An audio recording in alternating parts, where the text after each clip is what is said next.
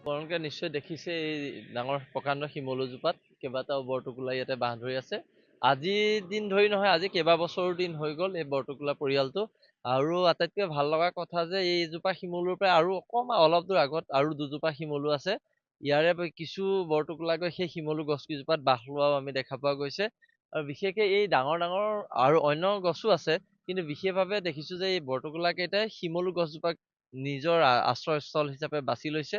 আৰু আমিও অনুৰোধ জনাম বিভাগীয় যি উম, কৰ্তৃপক্ষ আছে সেই কৰ্তৃপক্ষক অনুৰোধ জনাম যাতে এই ডাঙৰ ডাঙৰ শিমলু গছকেইজোপা, বিশেষকৈ এনেকুৱা ধৰণৰ বৰটোকোলা জাতীয় যিবোৰ দুষ্প্ৰাপ্য চৰাই আছে সেই চৰাইখিনিৰ কাৰণে সংৰক্ষণ কৰে।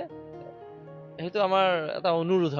আৰু বিশেষ এইটো কাৰণেই কৰিছো যে বেলেগ অন্য ইয়াত থাকিও ডাঙৰ গছ দেখিছো আমি ৰাস্তাৰ কাষতে হওক বা অলপ ভিতৰ অঞ্চলতে হওক, কিন্তু এই বৰটোকোলা কেইটাই আমি দেখা পাইছো যে ইয়াৰ পৰা গৈ শিমলু গছতেহে বাস লৈছে। সেইকাৰণে আমি পুনৰ কৈছো যে এই বৰটোকোলা বা এনেকুৱা ধৰণৰ দুষ্প্ৰাপ্য চৰাইৰ কাৰণে এই ডাঙৰ ডাঙৰ শিমলু গছকেইজোপা যাতে নাকাটি সংৰক্ষণৰ ব্যৱস্থা কৰে।